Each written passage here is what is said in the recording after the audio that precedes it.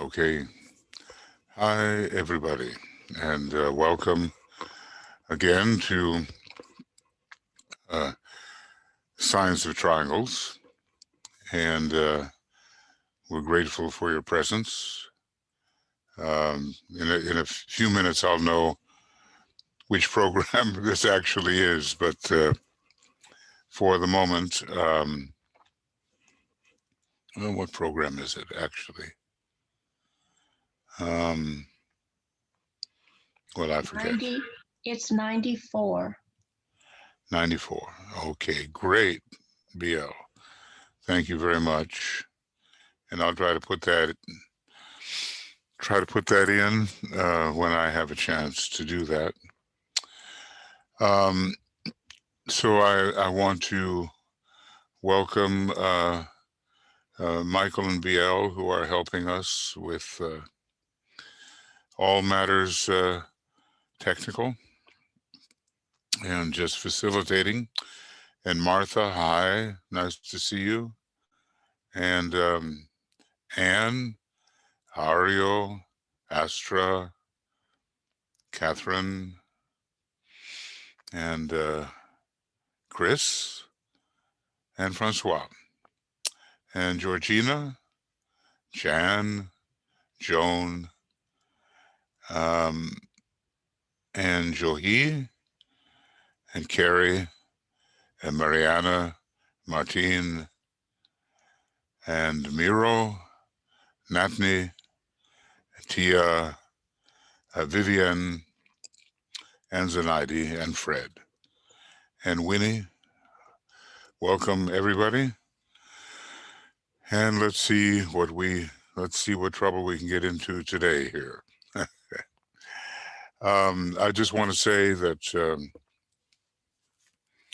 I've been looking for every opportunity to deal with the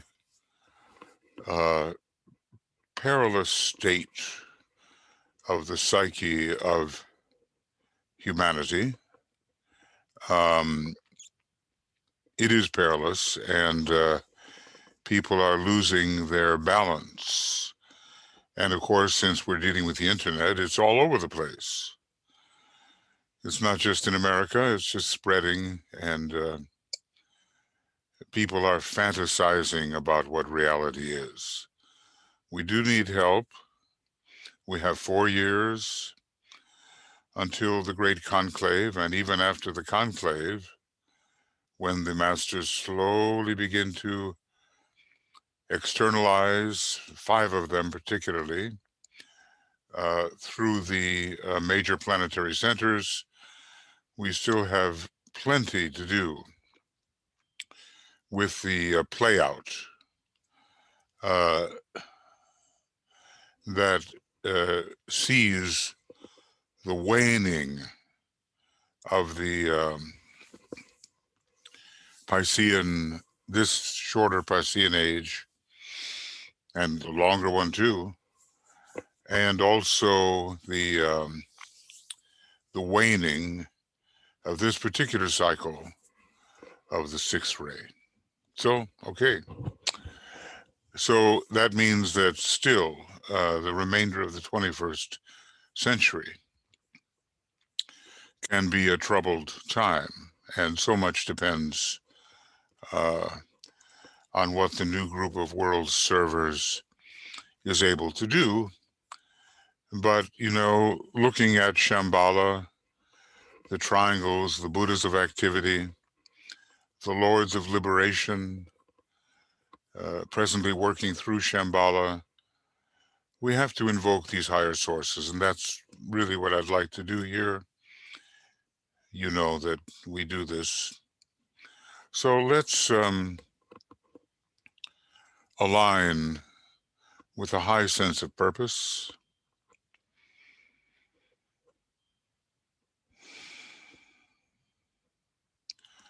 A high sense of purpose and of will, which is coming from Shambhala, the center where the will of God is known, where love eternal, light supernal, and peaceful, silent will can be found. And if it is needed, I think it's needed, of course, but, those kinds of decisions are up to the great beings. When the type of invocation is sufficient, okay, then we ask through the second of the great invocations that they will help straighten out the chaotic, glamorous, illusory state of millions and even billions of incarnated people. And, well, maybe they know a little bit more once they're on the inside, but pretty much the consciousness stays the way it was. So we ask for the intervention to help balance humanity's state of consciousness, given the energies available. We ask that.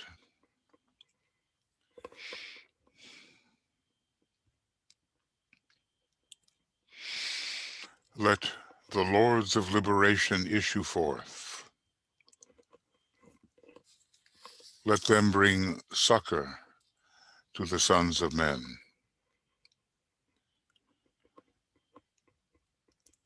Let the rider from the secret place come forth, and coming save. Come forth, O Mighty One.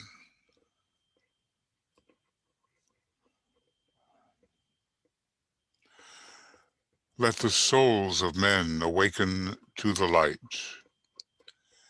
and may they stand with massed intent. Let the fiat of the Lord go forth. The end of woe has come. Come forth, O Mighty One. The hour of service of the saving force has now arrived. Let it be spread abroad, O Mighty One.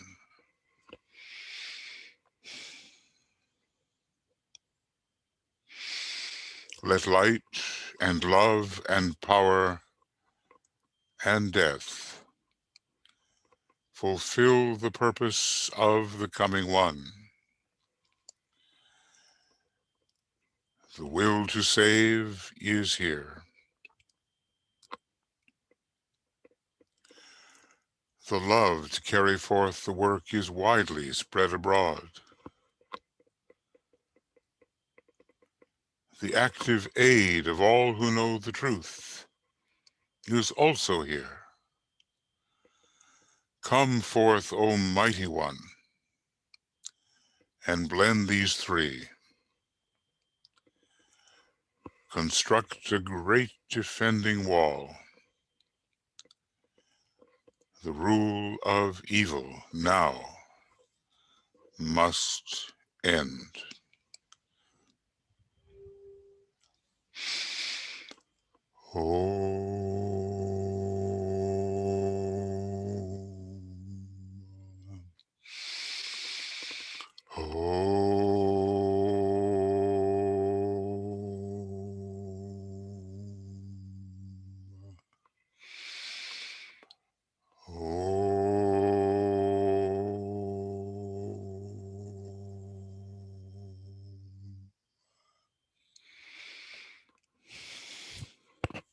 So, friends, while we are learning many esoteric things, and I was just reading, as I'm working through the last part of Letters on Occult Meditation video commentary,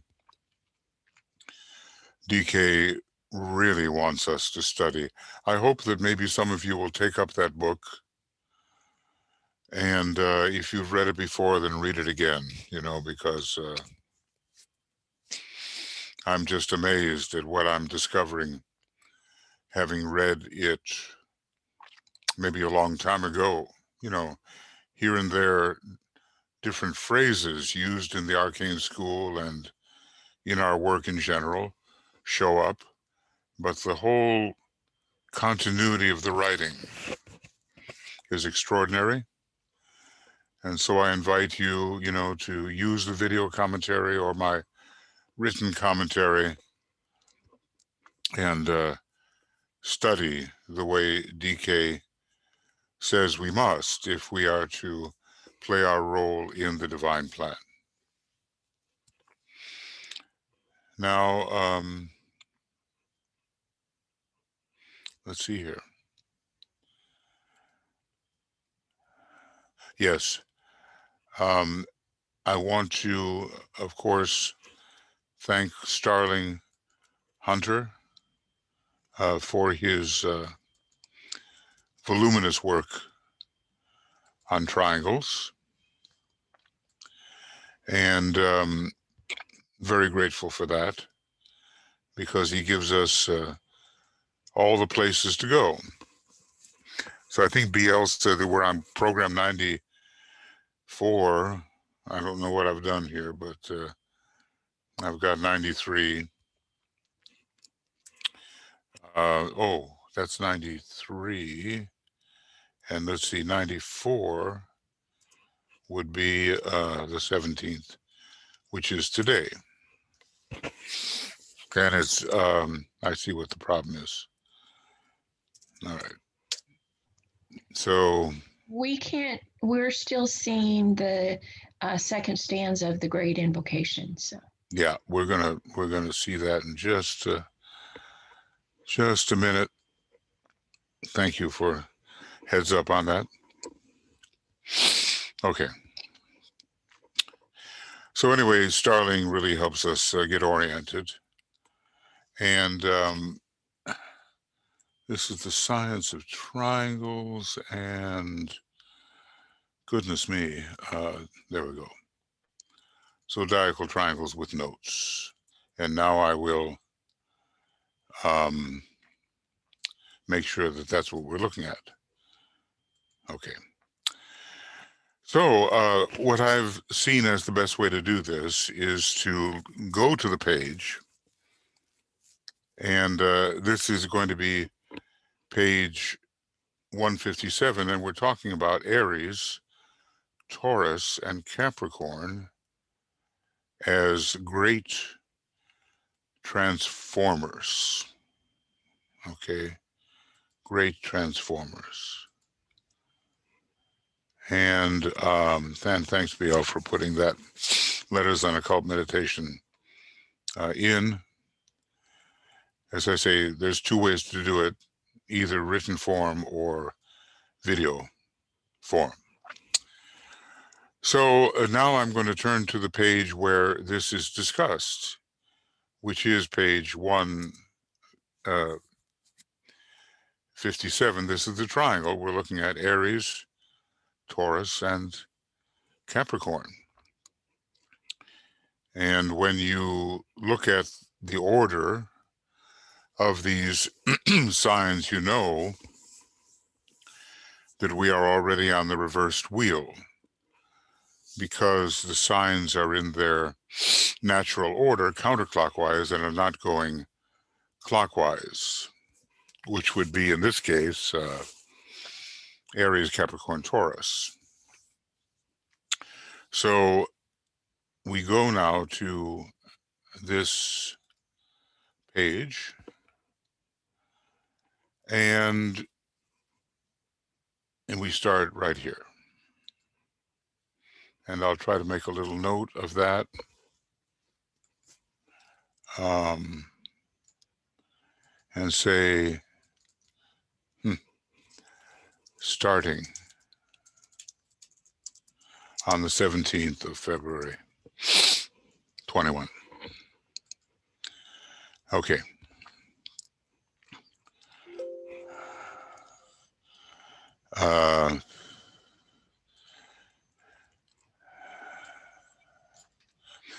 Aries, Taurus, and Capricorn Well, maybe I'll even start a little earlier. Eventually, the ram becomes the scapegoat. You know, he carries the sins of all, and they drive him into the desert. It was an old custom, as if you can somehow offload all of your malefactions and onto the poor goat. But okay, into the wilderness they drove him, and there is a willingness here to carry the burdens and to become the great sacrifice. Sanat Kumara is the great sacrifice under Pisces, at least for our particular planetary chain and probably scheme. And Aries, too, carries that note of sacrifice. Aries is the alpha, and we go all the way around to the omega of Pisces. And they're like one sign eventually.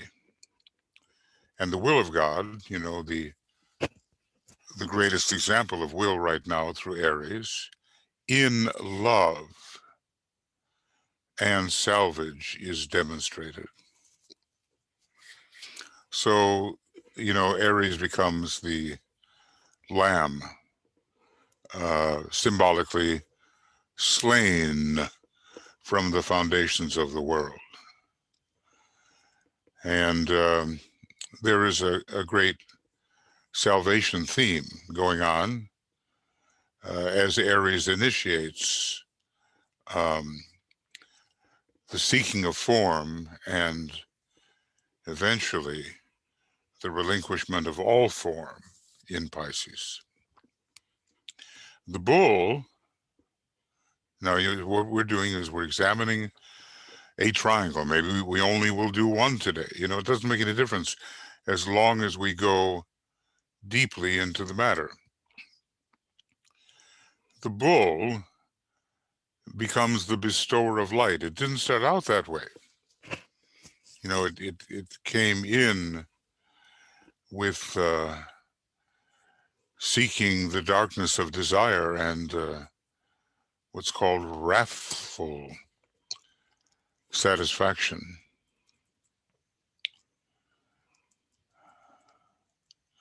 Actually, that's the earlier part, and I should have done that.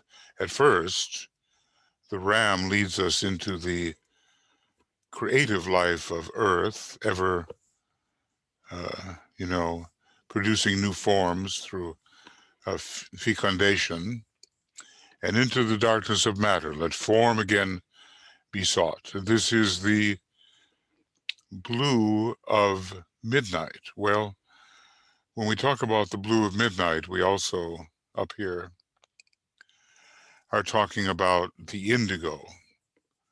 And somehow, even though we have great urge forward according to desire, there is this great sacrifice behind the Aries. Now here's the wrathful satisfaction. And that's how it works with Taurus at first. What is that normal mantra for Taurus? It's the, let's struggle, be undismayed. And let's remember how much fourth ray comes through Taurus.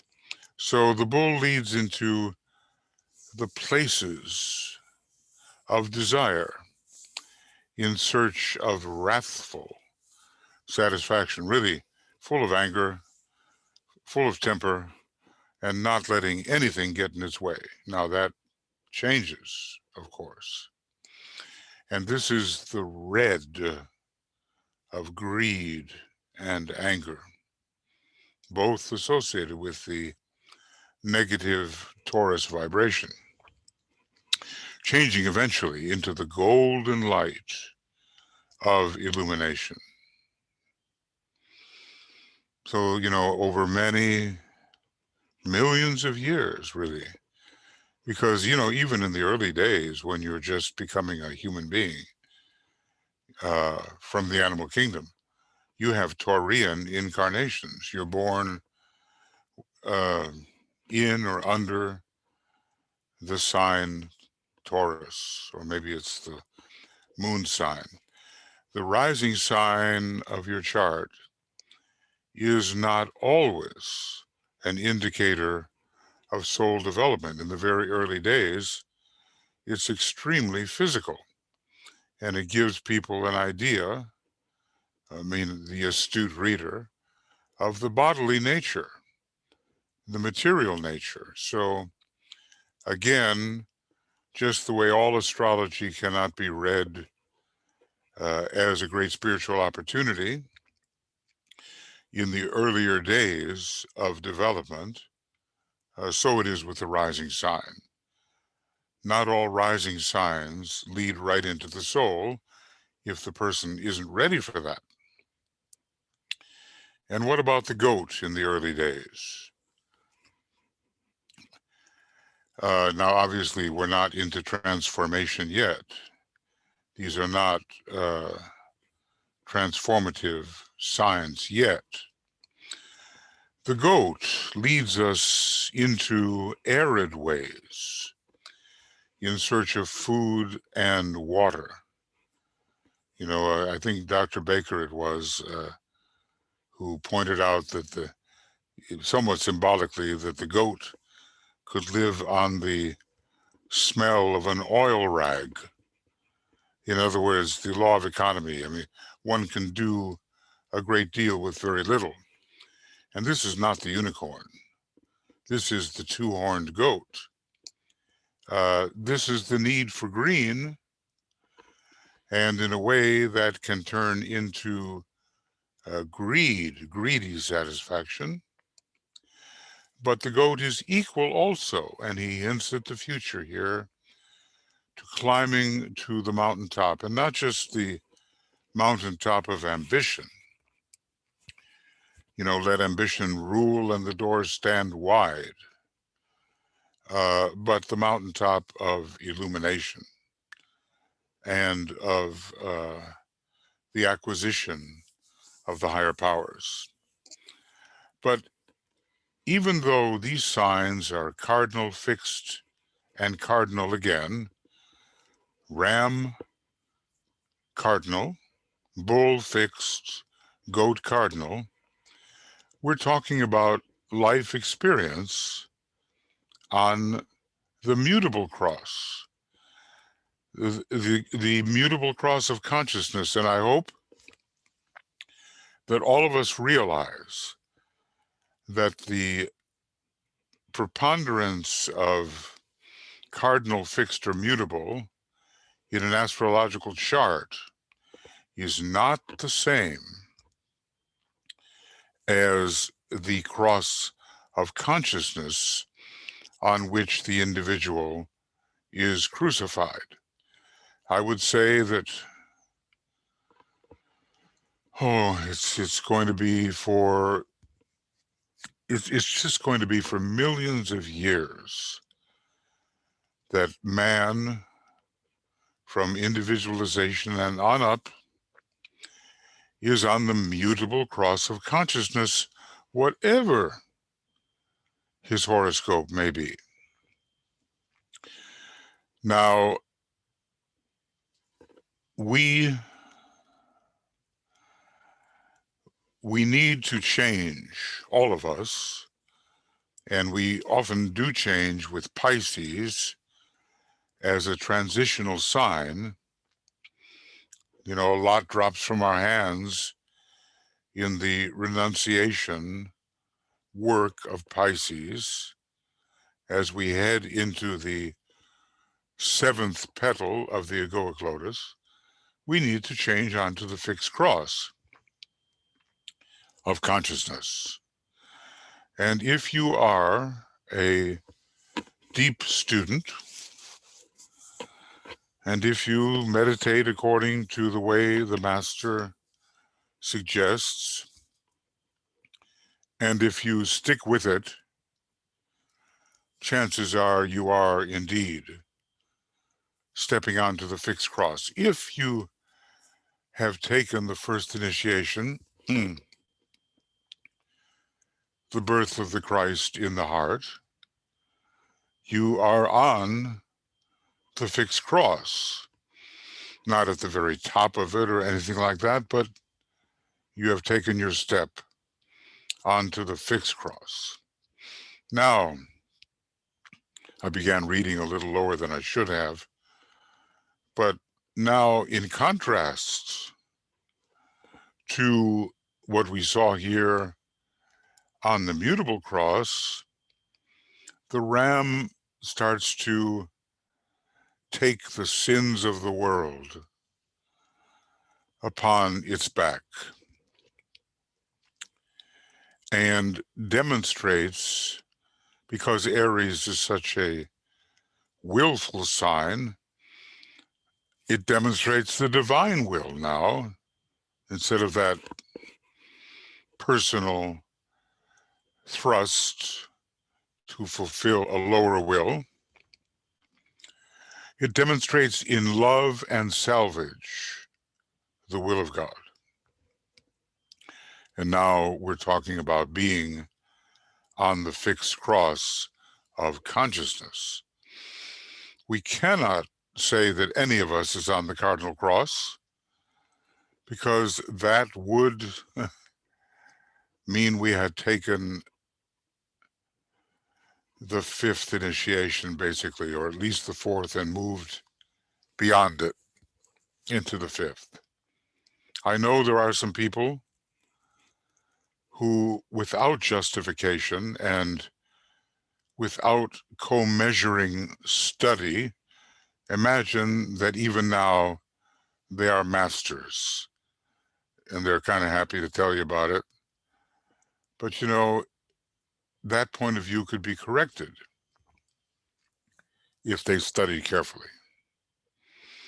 So quite a contrast there between Aries plunging into matter, plunging into form, and then finally a great release into oneness as Omega becomes Alpha, Omega Alpha, Alpha Omega. Then Taurus, okay, and again a big contrast. The bull becomes the bestower of light, and the darkness of desire for personality satisfaction alone is superseded. So the darkness of the earlier cycle is lighted by the bull. And we would assume lightened. We would assume that if you are a student of the ageless wisdom, with, let's say, Taurus rising, it's rarer in the northern hemisphere and more common in the southern, or with a sun sign Taurus, or even if we manage to handle the spiritual implications of the moon in Taurus, you'd be surprised how many of the associates of Alice Bailey had the moon in Taurus. Quite advanced disciples. I can think of 4 right off the top of my head. Foster Bailey, Eugene Cosgrove. My 4 is suddenly, disappearing. But oh yeah, William Miller, the man being trained for the 3rd degree. And there was another one that was in my mind, and maybe more. It'll come to me later. It's not important, but they were living according to the spiritual implications of the moon veiling Taurus. So Vulcan and its enlightening and empowering potential was very strong for them. Yes, also, well, you know, when the moon is in Taurus, there's a lot of still instinctual imprisoning going on. But the further one goes with one's studies and meditation, the more that transforms into something which brings out the higher part of the spiritual will in Vulcan. Every one of us is responding to the veiling power of the moon in one or other method. If we are focused on strength and etheric light, it may be Vulcan. And that, of course, is also focusing on the spiritual will. If we happen to be more emotionally sensitive, then the veil is the veiling of Neptune. And if we happen to be deeply involved with occult mind, then that which is veiled is Uranus. So when you're looking at your moon in your chart, you have to somehow determine, if you are a true spiritual student, what that moon is veiling. So from darkness to light, and the bull of instinctual darkness becomes the cleansed white bull of illumination, you know, riding to the island of the one-eyed men, as in the labor of Hercules. And that, of course, the Cyclopses that are there have achieved the third eye, the single eye, and Hercules is going towards them. And you and I are both Hercules, and when we have those Taurian incarnations, we can begin to really stimulate the ajna and even the pineal, the center within the head, which gives us the single eye of Shiva. Sometimes Taurus is associated with very dark blue color, and that single eye is sometimes called the blue eye. Then we come to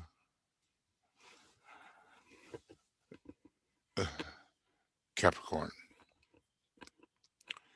and the goat becomes the unicorn, and the two become the one. Well, we see the symbolism immediately. The tendency to see and understand in terms of duality becomes the tendency to see and understand in terms of oneness, unity. The single horn, and with its spiral, the horn holds so many secrets of abundance and spiral ascent and weaponry, and at the same time detection of that which needs dissipating. So the crocodile, the goat, and the unicorn depict three stages of man's unfoldment. We talk about the reptilian brain. Madame Blavatsky, she exalts the crocodile as maybe one of the first to greet the sun while swimming in the Nile. At the same time, in the old mysteries, if you didn't have the single eye of light and you were led into the crocodile chamber, so through that inner light of yours, you could not have, you could see them and avoid them, but without it, you would just, be attacked by the crocodiles. So generally, the crocodile is considered to be a relatively low form, strictly personal form of the sign Capricorn. And in the Egyptian mysteries, I owe whatever I know about Egypt to Tuya, who has been there a lot more than I have. The crocodile eats the heart of the defunct Osiris, led through the chamber of judgment, meaning, here we go again, incarnation, no release. The crocodile could not eat the heart of a true initiate of the fourth degree who had balanced everything and whose heart was as light as a feather. So most of us, we're heading back and back and back into incarnation because we're not yet pure enough or initiated enough to go forward. The goat is all about human ambition. At least you're climbing. Whereas the crocodile is lurking in ambush. It's one of those ambush predators along with the alligator, waiting for you to venture too close to the water. And there have been some horrible stories there, because they just lie in wait. So it's a very lower part of the human personality at first. And then the unicorn, which is the purified white horse plus the power of the horn. So, this triangle, it leads into all kinds of personal things at first, but eventually it does become a transformative triangle, and that's what the next part tells us about. As a matter of fact, I want to kind of know where I've been. So I'm going to say again that this starts starting on 17 February 21. Also, maybe they'll give me an idea. Okay. Now, the great transformers. What kind of transformation? Generally, initiation is the kind of transformation we talk about, isn't it? That is held out to us in graded steps with so much specified by DK about what is to transpire and how you prepare for it. We are just so fortunate to have an unglamoured, non-illusory presentation of the truth from this great and learned master. Aries, Taurus, Capricorn are the great transformers under the creative plan. The plan is somewhat ruled by the third ray in general, and when you look at the 7 methods of inducing soul control, the third method is the urge to formulate a plan. They are in the nature of catalysts. Now, you know what a catalyst is from your study of chemistry. It gets involved in a chemical transformation and promotes it, but does not change itself. It facilitates the transformation without necessarily being part of the transformation. And so it stays as it is. Each of them opens the door into one of three divine centers of expression, which are the symbols in the body of the planetary logos. Let's say that the body is the etheric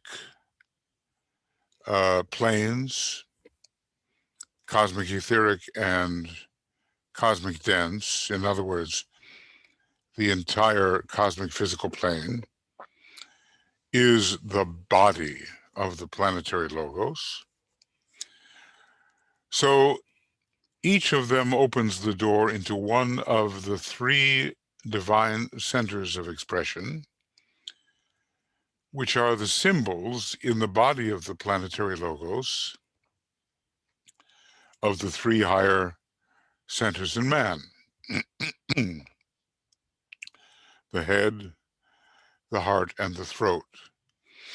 And according to your major monadic ray,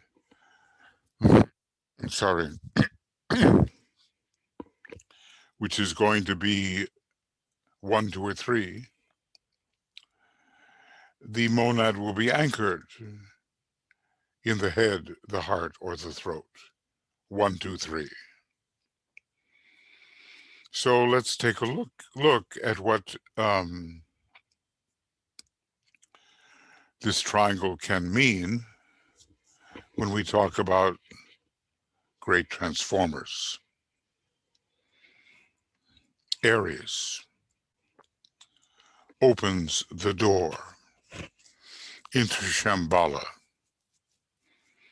So, you know, we right away we say, hey, this is going to be connected with the 6th initiation, because that Chohan ship really opens the door into Shambhala. Even though some masters on the 5th of the 5th degree, if they are first ray masters, can, what should we say, get in or focus on that level. Aries opens the door into Shambhala when the experience of Taurus and Capricorn have been undergone. Now notice the order here. Aries is very high, higher than Taurus or Capricorn. In what we've just looked at above, Aries began the process and Capricorn culminated that process. So Aries opens the door into Shambhala. Aries is significant even at the 3rd initiation, when the factor of being comes into play. And that's just the beginning of some dim sensing of the monad and thus the shambolic vibration. Okay, so if I do this, I can't do it quite the way I want to because it's too, I'll try. Good enough. Taurus opens the door into the hierarchy. Now, it's the lower part of hierarchy, and therefore we're probably talking about initiations of the threshold hold. When the significance of Gemini and Leo is understood, yeah, I see it is so. And the first two initiations can therefore be taken. Now, I'd like to put that in blue, but, you know, just blue is too dark. I'll put it in this color. Gemini is much connected with the first initiation, and obviously through its duality with the second. Leo is always the marker when a person is ready for the first initiation, but it's significant as well at the second and third and even the fourth when it is overcome by Scorpio. And of course, it is deeply significant at the fifth, but we're not talking about that. We're talking about the initiations of the threshold. And we can say that Leo, being the second of the fire signs, has more to do with soul than the other two fire signs, Aries monad, Sagittarius personality. So that the quality of soul tends to be reflected ray-wise in the astral body.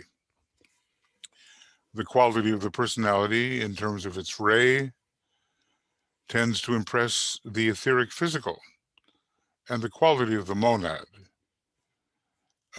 tends to impress the mental nature in terms of ray influence. So we've definitely got a second ray sign here. What do we have? Look at the numerical resonance.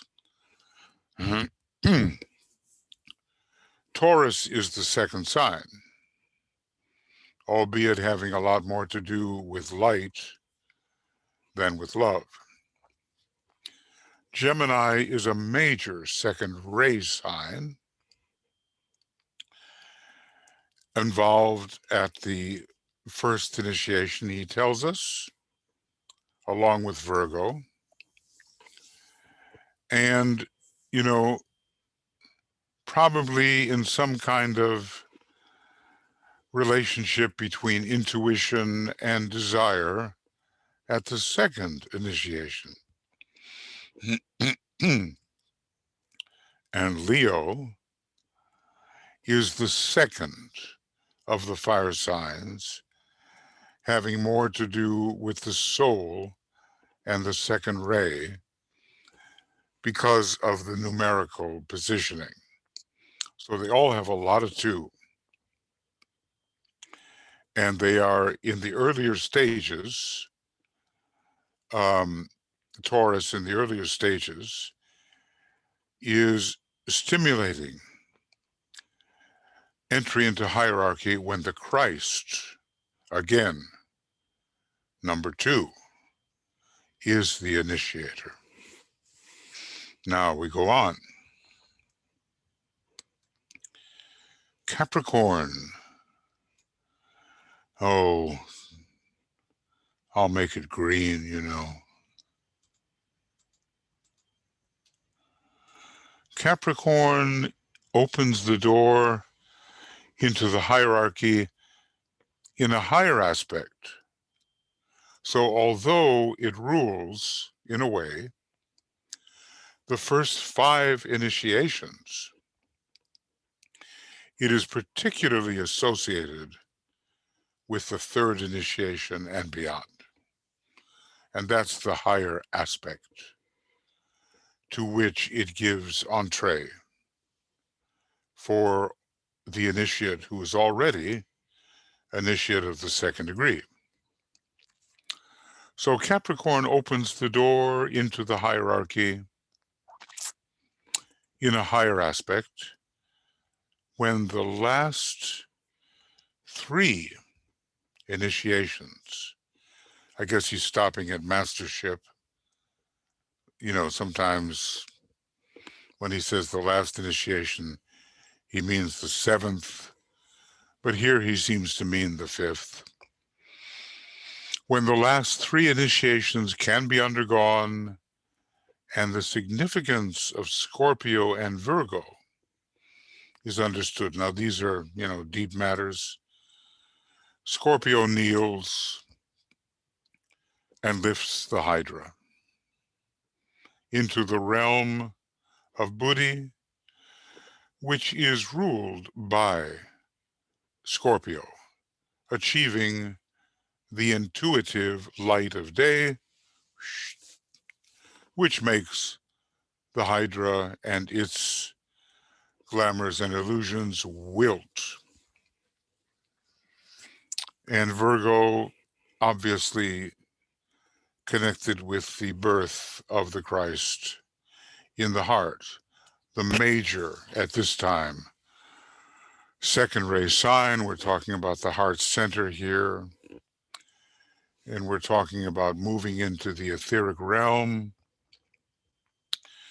and we're talking about purification. So we have to purify under Virgo and kneel in humility under Scorpio. And then Capricorn, who is walking on its knees, making a pilgrimage on its knees, and some people have done that, carries Scorpio even further. And if I was to look at page, let's see, page 333, I would discover that, what would I discover? I would discover that I moved too fast. Okay, 333, okay.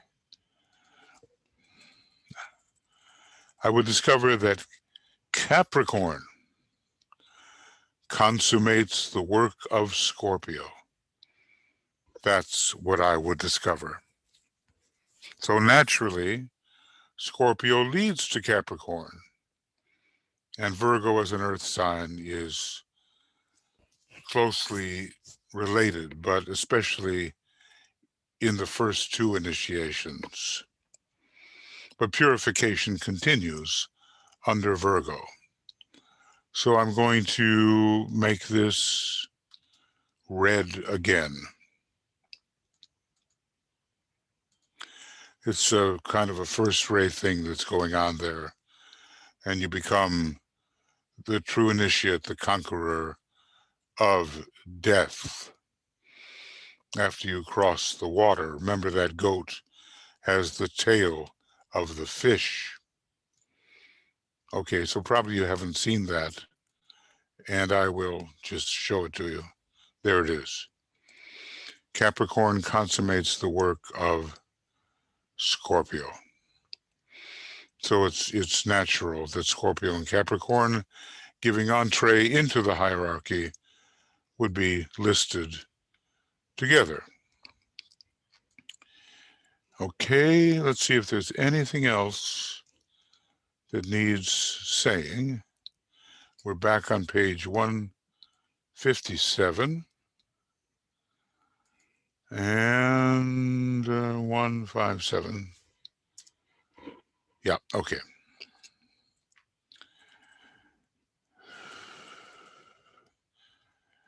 And here we just a little bit more to be said, a little bit more.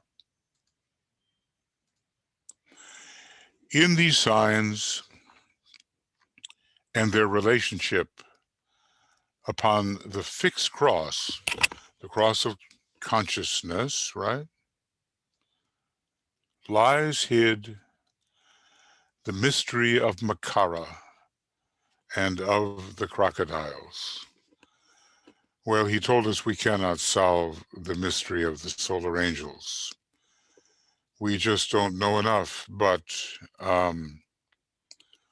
somehow the solar angels have come with a great sacrificial plunge into the higher ethers, the cosmic ethers, coming from the cosmic astral plane, where they were educated as solar angels.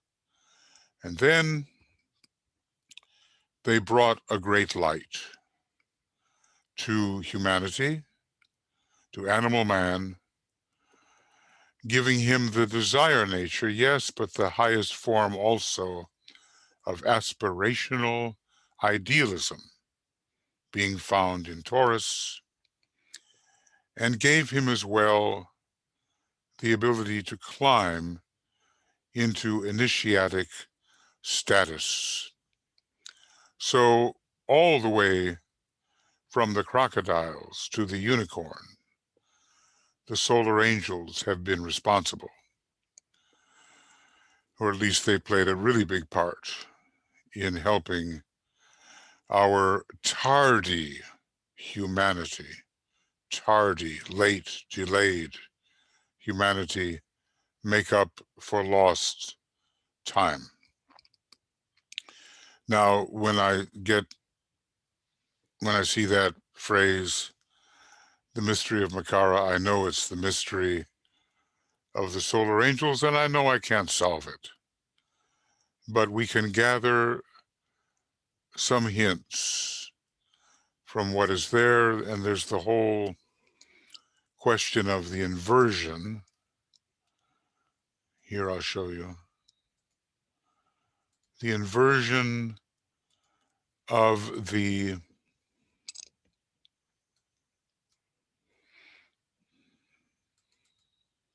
oh, that's not what I want. Well, maybe I'm not going to get what I want. I wanted to make this quite big, but I'm not going to fool around with it. Anyway, look, Sagittarius should be in the position where Capricorn is. And Capricorn, well, here it goes. It goes Aquarius, then we could have Capricorn, and then Sagittarius, but there is an inversion which has occurred. And that is part of the mystery of Makara as well. And it has to do with the redemption of the lunar lords and the sacrifice of the solar angels. More than that, I cannot say, and we'll work on solving that mystery. We'll work on it. What else can you do? He tells us it's not soluble by us at this time. Okay. Well, like I say, that's just one triangle. The Aries, Taurus, Capricorn triangle. And of course, triangles are triangles in revolution as applied to the individual horoscope. Any one of them could be the rising sign, any one the sun sign, any one the moon sign. And then it would mean something different under each circumstance. But let's just say we're on our way to initiation and entry into the hierarchy in a real manner. Not just the initiations of the threshold, but real initiations at the third degree, and these transformers get us there. And not only that, these transformers lead us eventually into shambolic responsiveness. and into both the lower and the higher aspects of hierarchy. Taurus particularly for the first two initiations, and Capricorn, although involved in the first two initiations, you know, crossing the water and the birth of the Christ in the manger, you know, at the time of Capricorn, all that. Still more greatly involved from the third initiation onward. So that's all I'm going to even try to do right now.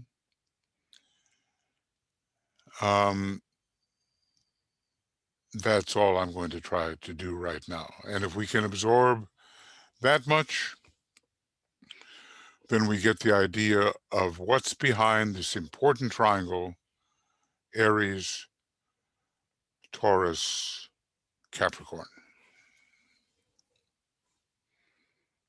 Okay. Now it is time for questions, thoughts relating to any of these things that may be of interest to you, or any point that you may have picked up. And failing that, you know, anything in the whole question of occultism we can take up at this point. So, BL, if you will. Yvonne has her hand up. Does she want to speak? Yeah. Yes, she does. Yvonne. When you first started, this isn't about the triangles, but you said then someone passes over, and let's just say they're on the astral plane, that their consciousness does not change. They're not any smarter than they were here.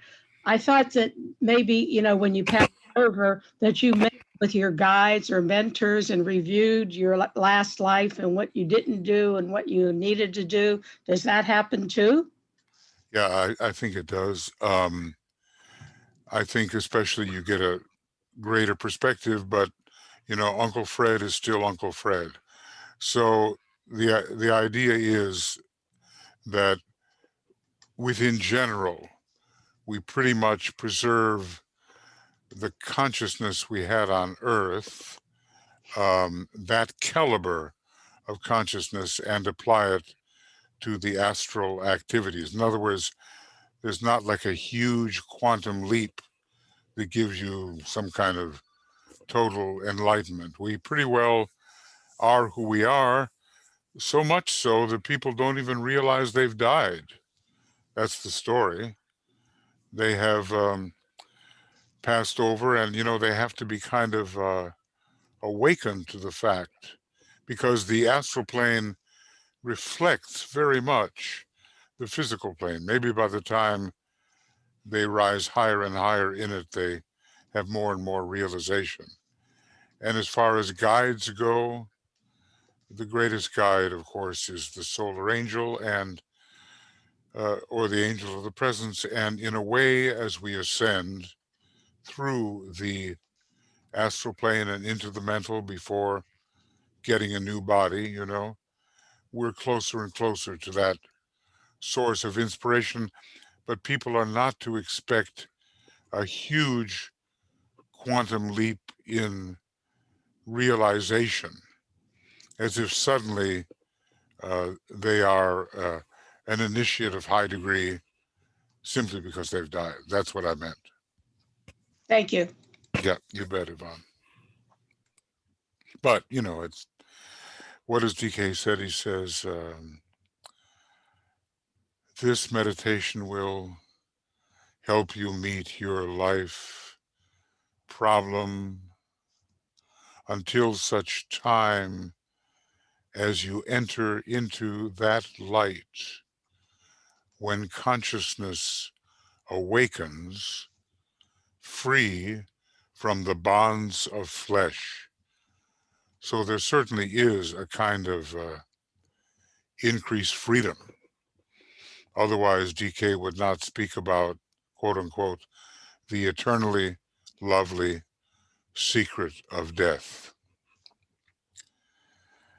Well, and he says, you will note that it is a very familiar experience. Now, right now, it seems like a foreign experience because, the brain cells are so insensitive still. But once we're,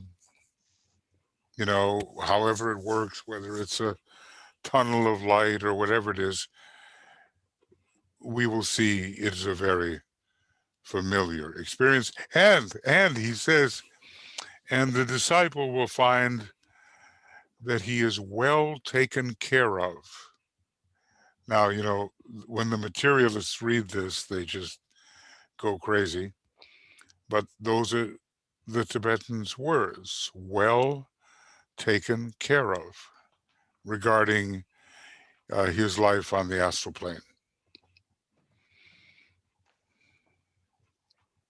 Sounds, in a few hundred years, he says the fear of death will be overcome. And we will have proof, and, you may temporarily miss the people you're associated with and so forth, but even that will be possible.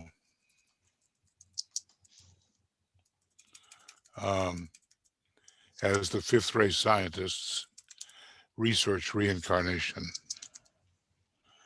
Unfortunately, I don't know if I can find this, but I kind of shocked me when I saw it. He does not sense much difference. Here it is. Now this actually, Yvonne, speaks just to the point of your question. For the average good citizen, death is a continuance of the living process in his consciousness and a carrying forward of the interests and tendencies of the life. His consciousness and his sense of awareness are the same and unaltered, looks like. Let me get there. He does not sense much difference, is well taken care of, and oft is unaware that he has passed through the episode of death. And then, he goes on and talks about the wicked people and the cruelly selfish and the criminal and the earth-bounded state that may result. They remain very close to the earth and their last setting in the environment. So right here, it's Esoteric Healing, page whatever, page 446. So you might want to read that part because it's a little surprising even, when you read this. I have a friend who's brilliant. He's on the fifth ray and the third ray. And when I kind of read this to him, he just went crazy because, his worldview is of termination forever.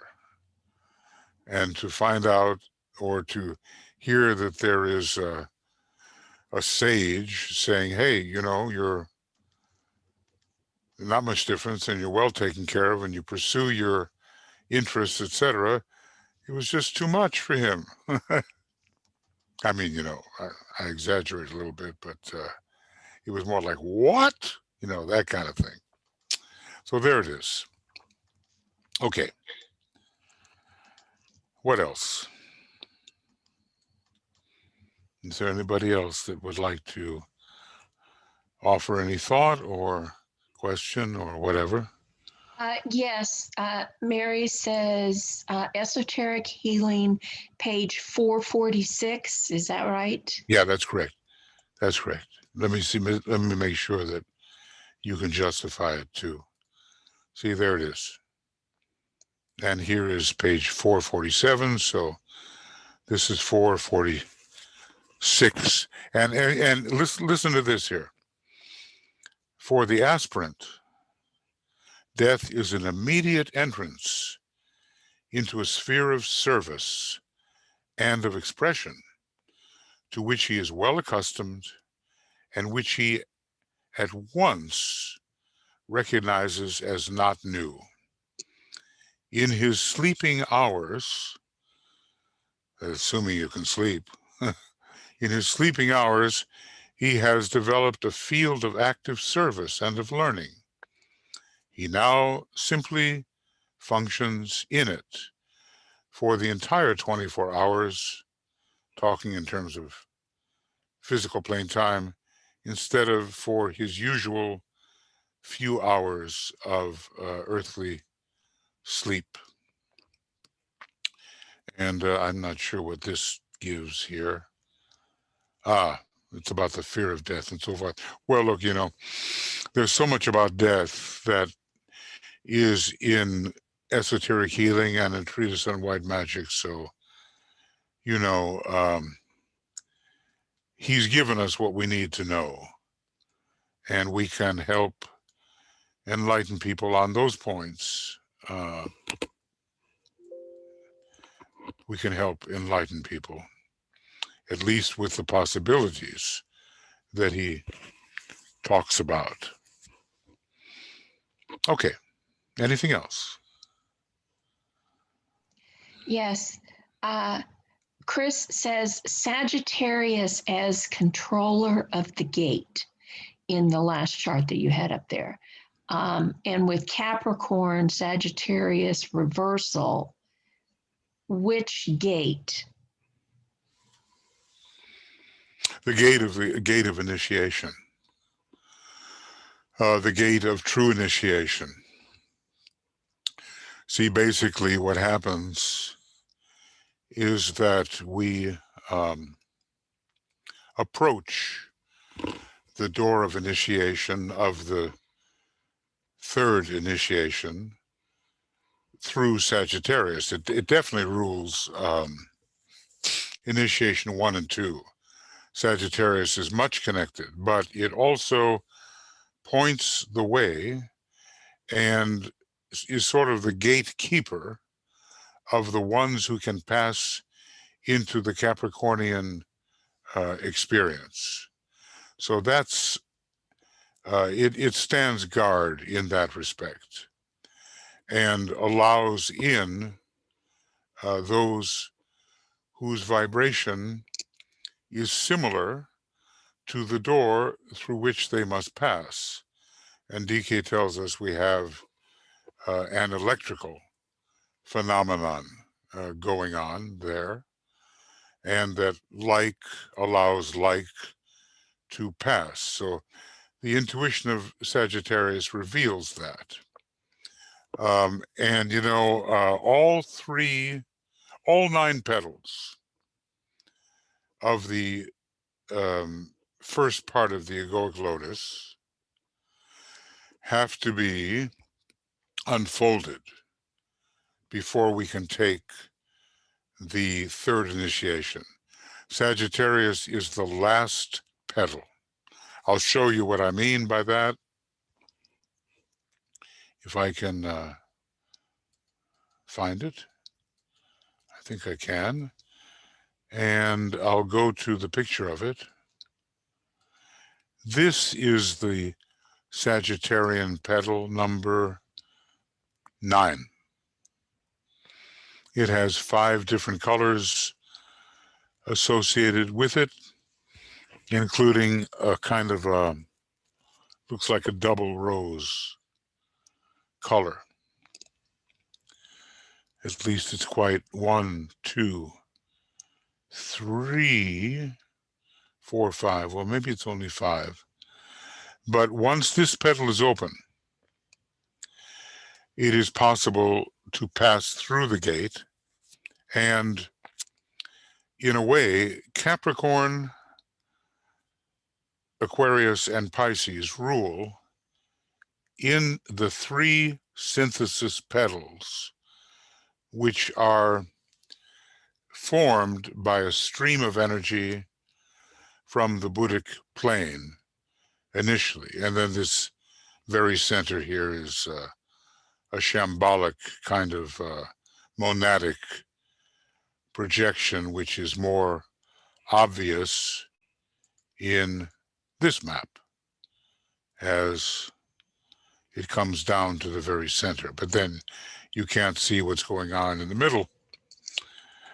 So Sagittarius, Capricorn, let's just say, you know, say you're ready for this. We never know, but say you're ready, and you're born with a chart where Sagittarius is the sun sign and Capricorn is the rising sign. You know, if the development in terms of the petals is sufficient, you'll spend a certain amount of your life unfolding that ninth petal, and with it, the eighth and the seventh come to complete fruition, and then passing into the possibility of true third initiation, the light upon the mountaintop, the glorification, the great light that shines in the third decanate of Capricorn with its three rulers, Mercury, Vulcan, and the Sun. It is an initiatory decanate and signifies the glorification. But maybe the first part of the life is spent envisioning that possibility and opening up the ninth petal completely, because the petals start to open up quite rapidly in the later days, just the way they are, you might almost say, excruciatingly slow in the earliest days of evolution. I mean, millions of years. Because look, every one of us, even if we were individualized in Atlantis, which is very unlikely, we're talking about a millions of years process. If we are individualized in Lemuria, we've got something like 21 million years behind us. But that too is unlikely, because the majority of students of these things, majority, I don't say all, are individualized on the moon chain, which is like billions of years ago. And some were individualized in the previous solar system, which is far longer ago than even the moon chain, because it was the third chain. So, you know, and they had a few petals unfolded when they came in, either in the very earliest part of Lemuria for the types that came from the previous solar system, or in the third subrace of the Atlantean root race if you came from the moon chain. And that's a long time ago. Now, by comparison, the inner petals are unfolding very fast. How do I know that? On page 84 and 85, at least, you know, from what the Tibetan said, the second, third, and fourth initiations can be taken in the same life, and usually are, or in the next. Check that out. Check that out. As a matter of fact, rather than ask you to check it out, I'll point to this astonishing statement, which is almost so astonishing you can't believe it, you know. So it's called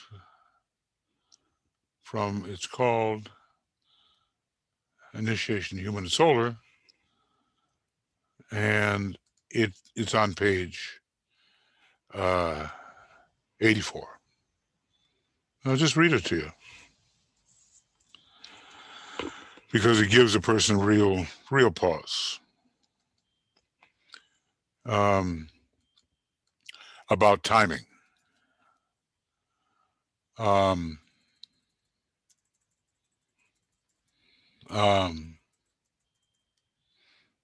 There it is. Unfortunately, I like blue so much that it becomes illegible, so I'm going to put it in this color. Once the second initiation is taken, the progress will be rapid, which means petal unfoldment will be rapid. The third and fourth following probably in the same life or in the succeeding life. DK was talking to a man who thought he was taking the fourth initiation. He was not. He was maybe possibly taking the second initiation. But DK said that to him. He didn't like it, of course. But he said, so you see, we rate you highly. Okay, second initiation, high rating. Why? Because the third and fourth following probably in the same life or in the succeeding. Now that's an amazing thought, especially, you know, given, you know, probably if we're all honest, you know, the disciples and aspirants that we know, I mean, do they look like they measure up to this? Well, I haven't seen it, but I'm taking the master's word for it. He said it, you know, it's good enough for me. And then I can at least entertain it as a hypothesis as I look around and see what may be possible. But let's just say, what's the principle involved? Early petals, very slow unfoldment. Later petals, almost unbelievably rapid unfoldment. And so when that ninth petal under Sagittarius unfolds, so do petal number 8 and petal number 7 completely. And then you are ready for the third initiation. Okay, what else? Okay, Ario has his hand up, but before we get to that, Carrie says there is a compilation on death, Death, the Great Adventure, published by Lucis Press. Yeah, Robert Burrell was the guy who got it together. I remember when he and his wife came into the office with that back in the 80s. And he's a good friend of the work, good friend in the work. And it's very, you know, Robert is a wonderful compilationist. He's just done everything on initiation. It's just like huge, okay? But Death, the Great Adventure, very worthwhile to have and to read. So thanks for that reminder, Carrie. Right. And then Ario has his hand up. Go ahead, Ario.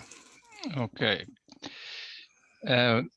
As this second invocation, it is said that let light and love and power and death fulfill the purpose of the coming one. Yeah.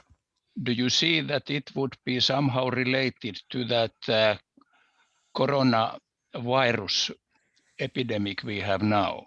Yes, I do think so.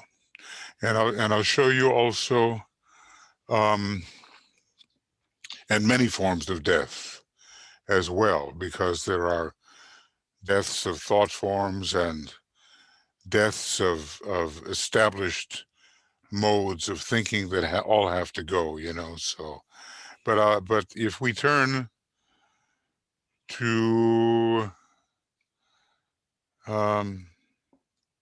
esoteric astrology, tell me, BL, if I disappear for some reason.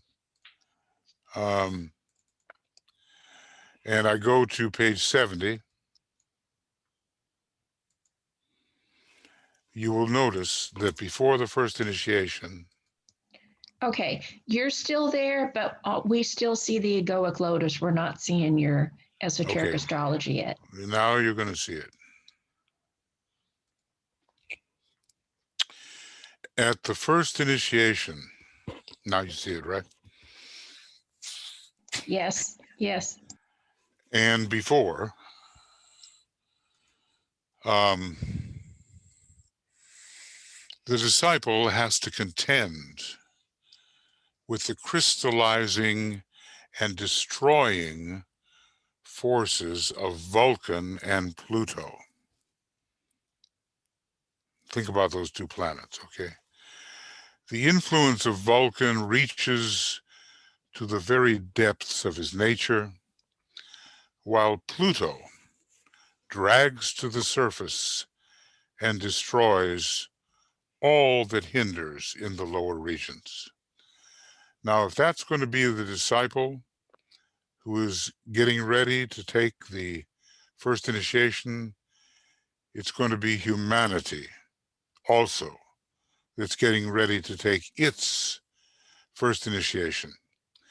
The two immediately recognized first-ray planets, Vulcan and Pluto, are planets of death in one way. The spiritual will of Vulcan just crushes out all resistance and makes crystallization obvious, so it, you know, it gets smashed up out of the way. And Pluto, all those hidden things, all those, I don't know, you know, let's just say deep causes of disease, whether in the human aura or whether in the aura of humanity, are dragged to the surface. They become visible, and they have to be burned away on a burning ground. It's a very first-rate experience, and Pluto particularly is the planet of death. And so do I think that the COVID is part of that? Yeah, I do.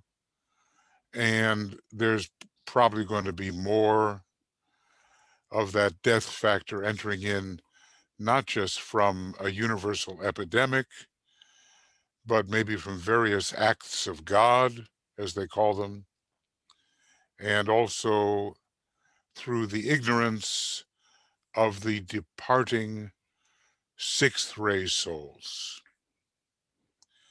who, you know, just want to burn it all down, you know, burn it all down. Yeah, I also thought that at least in theory, of course, we don't know which kind of people have died due to that virus, but then, of course, in theory, it could be also seen that perhaps this spiritual level of humanity as a whole would rise, and it would speed up then the coming one to come back. Yeah, I believe that that would be an ideal solution and probably what is intended by Sanat Kumara. I just don't, you know, without Sanat Kumara behind this whole thing, with all the mutations and all the rest, you know, it's not going to happen the way it's happening. Some people say, well, in China, they let this loose and the goal is to conquer the world, you know, all these conspiracy theories. But I think something far deeper is at work with this COVID thing. Yeah, I think Yeah. so too. Yeah. Thank you. Well, we just have to stay safe. You know what I mean?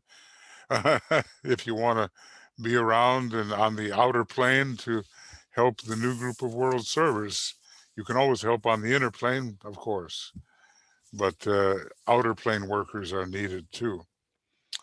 Indeed. Okay. Thanks, Ario. What else? Okay. Jan says that Saturn squared Uranus 15 minutes ago. Any insights to share on this? That will occur 2 more times this year, right? And then she added on the news, it was reported today that Rush Limbaugh died. Well, he has been a man who had a very strong point of view, and he spread it all over the United States and maybe farther. Um, naturally, his point of view has been very much, in my opinion, reinforcing the dweller aspect and not the soul aspect. But, extremely popular man. Now, when I first heard him, I just couldn't believe anybody could talk like that. It was a bit like listening in the early days, 40 years ago, to Joe Pine, who started to be, one of these aggressive journalists and interrogators that had never appeared on radio or television before. So, Rush Limbaugh was of the same ilk. When it comes to Saturn and Uranus, I have an interesting quote, and it's from Master Moria. And basically, through Helena Rorick, he is saying, all of Armageddon, the great battle before the Christ can appear, all of Armageddon is a battle between Saturn and Uranus. Now, in what respect Saturn? The lower 3 subplanes of the etheric, physical, systemic planes. Uranus, the higher 4 etheric subplanes holding the archetype.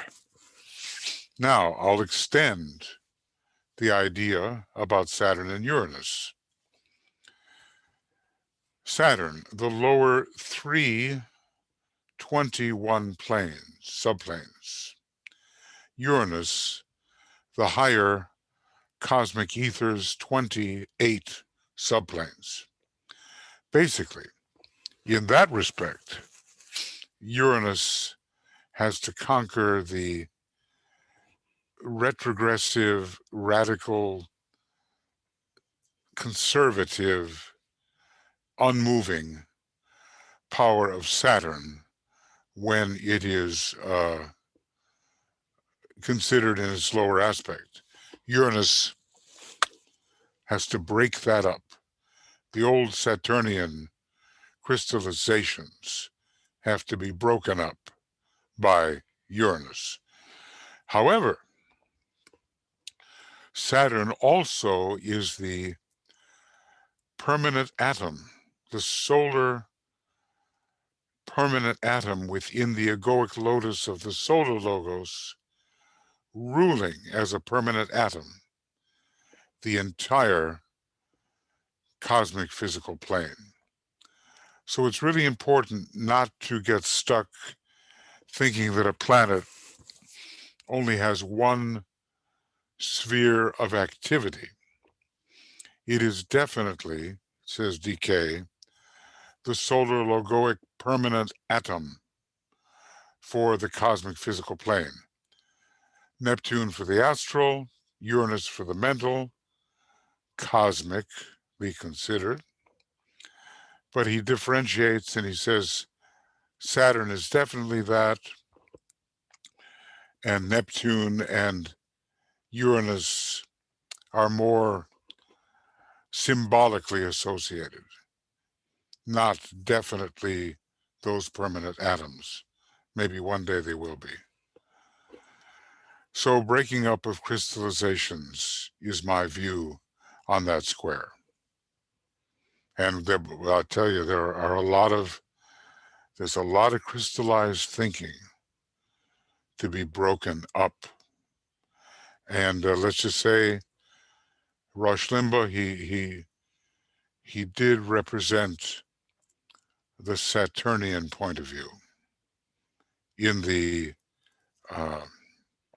fixated expression. Uranus, well,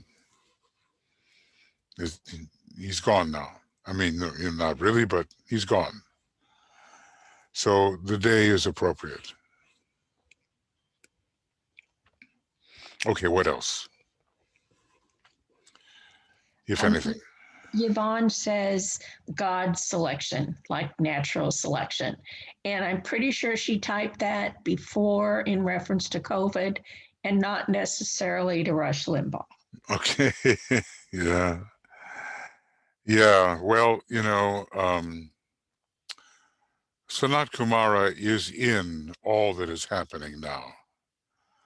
And big, big decisions are being made.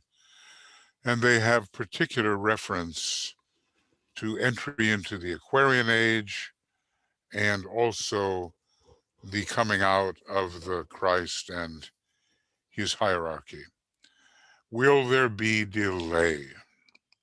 DK somewhere says if there's delay, it will amount to maybe 300 years.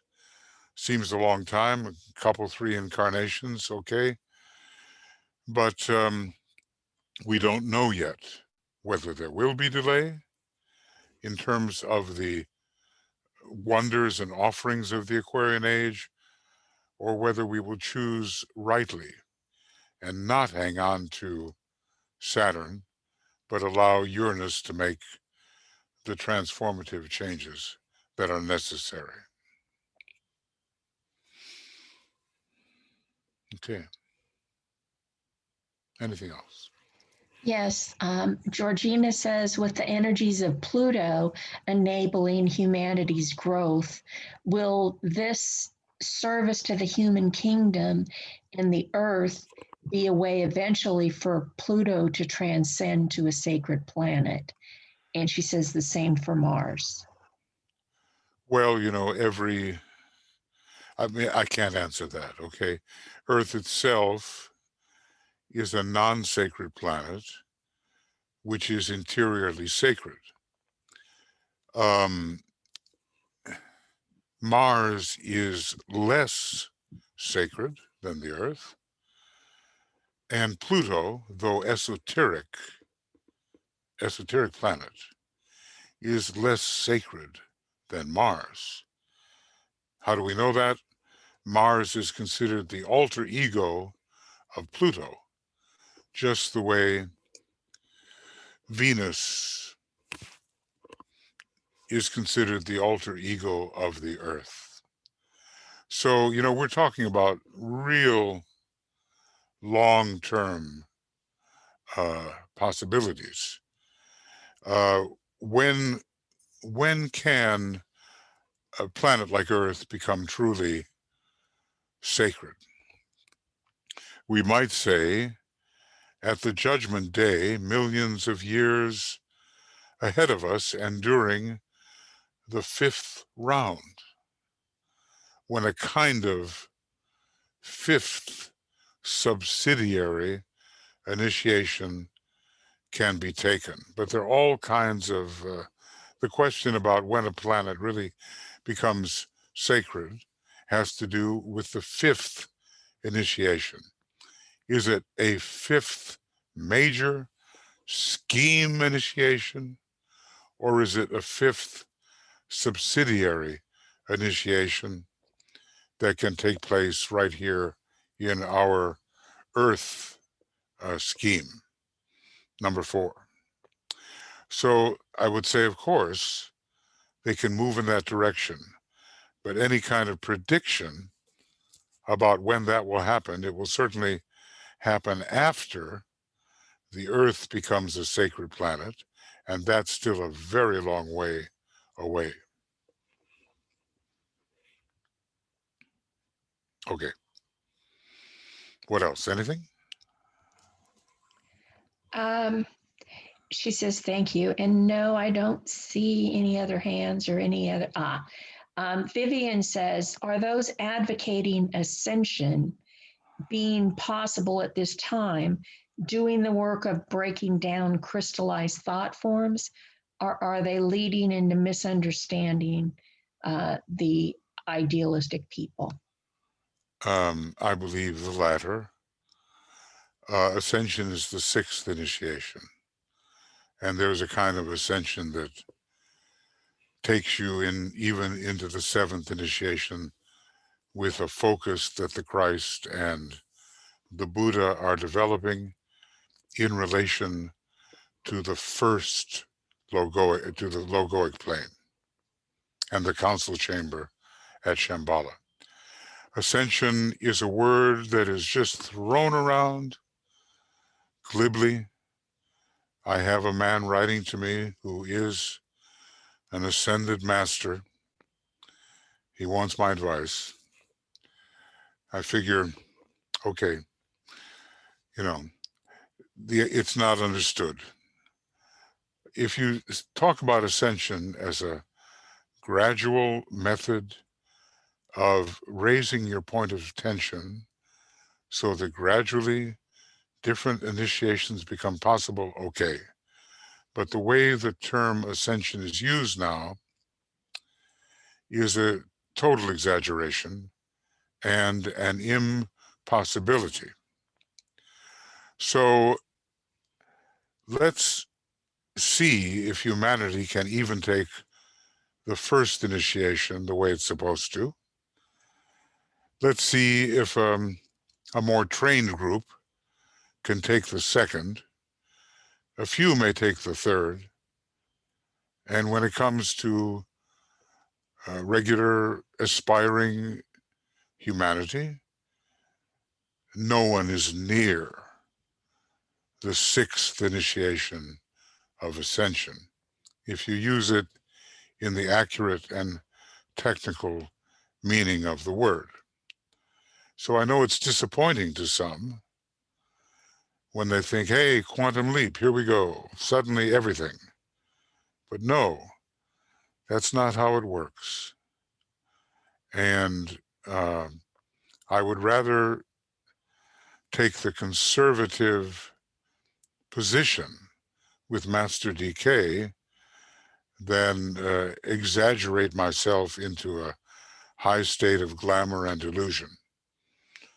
That's sort of my conservative point of view there, Vivian. Was it Vivian that asked that?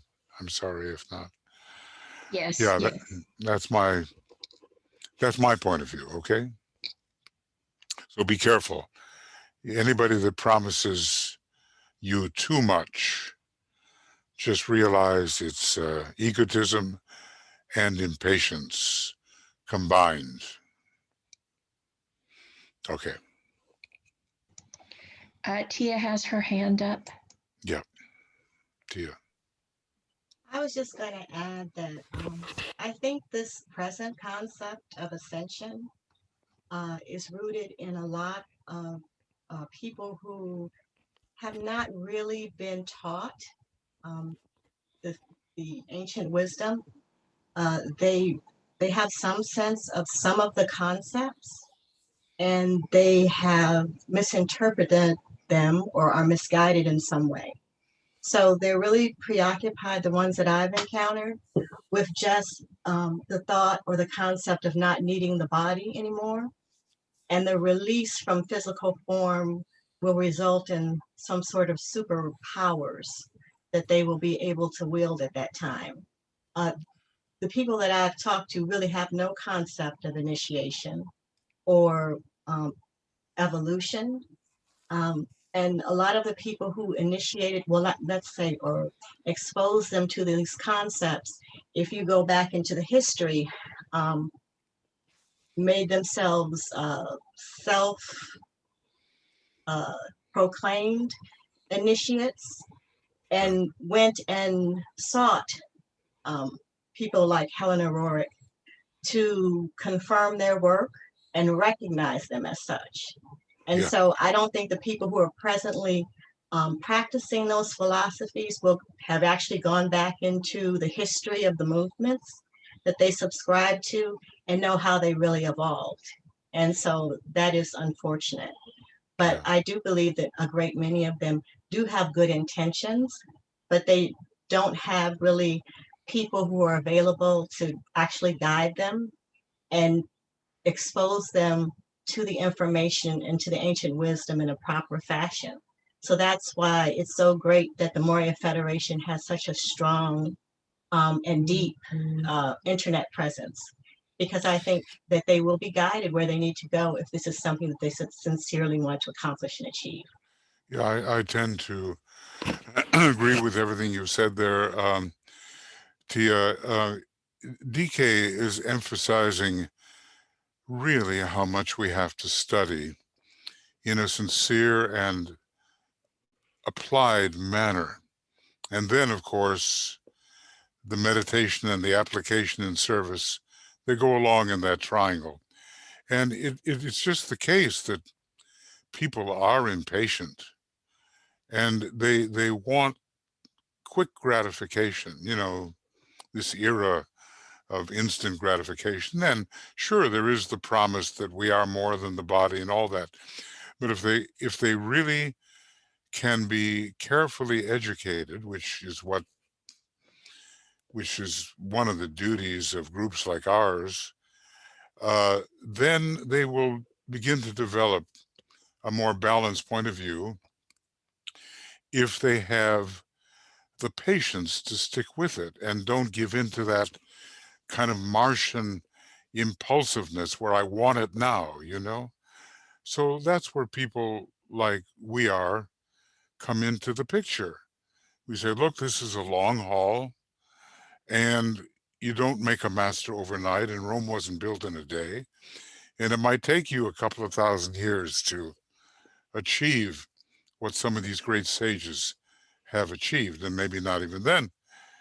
And some will respond with humility, an adjusted sense of right proportion, or at least the beginning of it. And then there will be more and more people who are just not, somehow blasting off into glamour and illusion, which is not going to lead anywhere. So that's pretty well the picture that you have painted. It is so. And then we have to decide how groups like ours can help. DK said a lot of the meditation of the future will be done by groups on behalf of other groups. It's something about the time-space schedule of the planetary logos. It's got to be group now, because the pressure is on, and he won't make his schedule unless the group idea really takes off. So thanks for those thoughts.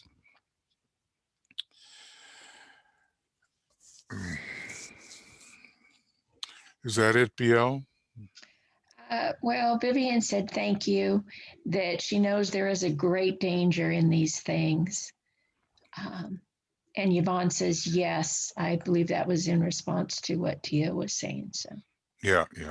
Well, people know there's a higher, better, initiatic life. The question is, will they have the patience to choose gradualism instead of wishful thinking? And, steady application. Remember what it says about the second ray. They pursue the goal with no let up and no leeway. Maybe the first ray types go crashing through every once in a while, that's their method. But the second ray educators, they pursue the goal with no let up and no leeway. Steady application. What did he say? You have the will like tempered steel of your second ray soul. And he said that to Roberto Assagioli, you know, the well-known psychologist who was, psychiatrist also, who was a member of his groups.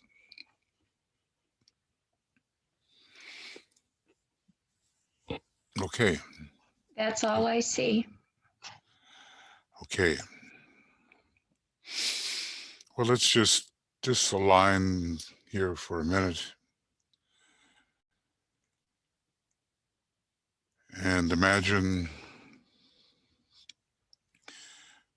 symbolically that we are on top of this mountain of illumination.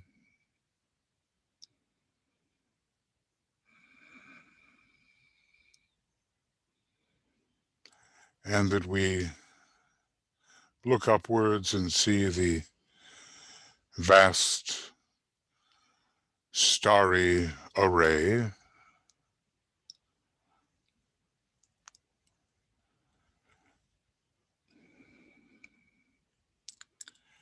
but we do see the stars as rivers and streams of light, and we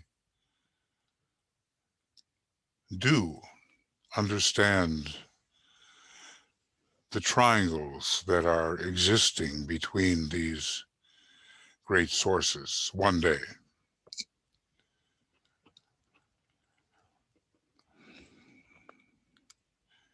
And so we can take advantage of these available energies and understanding what they're supposed to do, we can bring them down so that they can be applied in service and make a difference, a positive difference.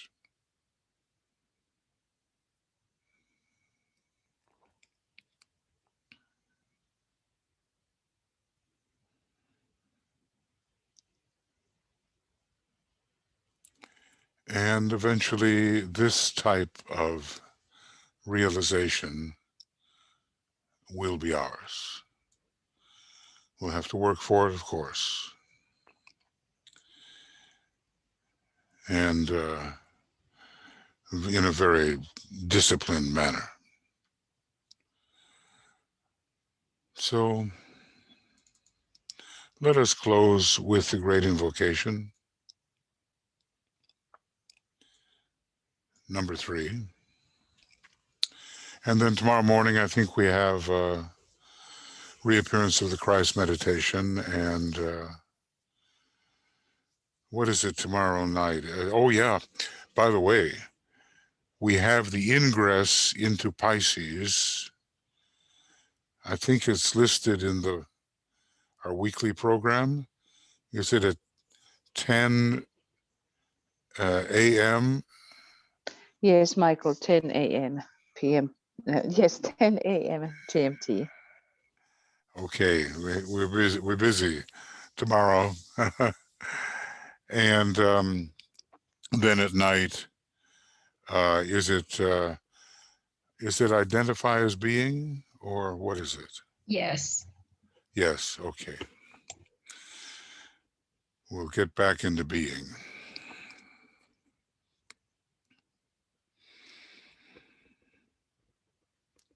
From the point of light within the mind of God, let light stream forth into the minds of men. Let light descend on earth. From the point of love within the heart of God, let love stream forth into the hearts of men. May Christ return to earth.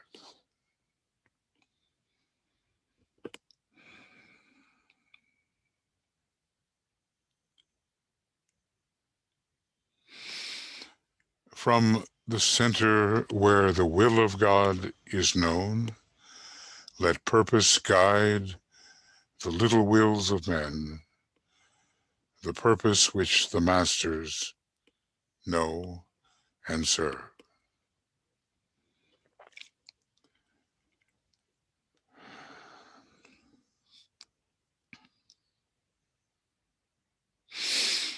From the center, which we call the race of men, let the plan of love and light work out, and may it seal the door where evil dwells.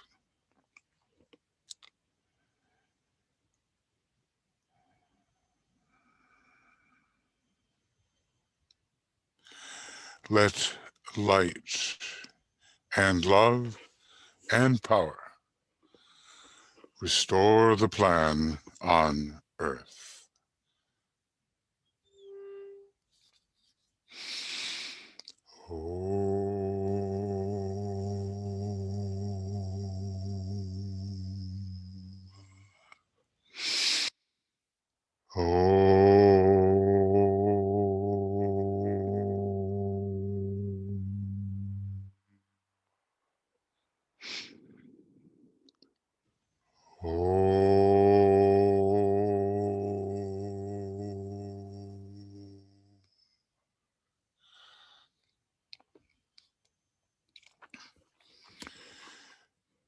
Okay, everybody, lots of love and many blessings from this communication group, Michael and BL and Tuya and myself and Joe, if she's here somewhere. And we'll have our day tomorrow to go over various things, meditations which are important. So, see you then if you can, and bye for now. This will be posted by BL on the Makara and maybe by Harold on YouTube. I'm not sure, but anyway, on Makara for sure. We'll see you soon. Bye-bye. Thank you for all. Bye-bye. Bye-bye, everybody. Bye-bye, everybody. Nice to see you.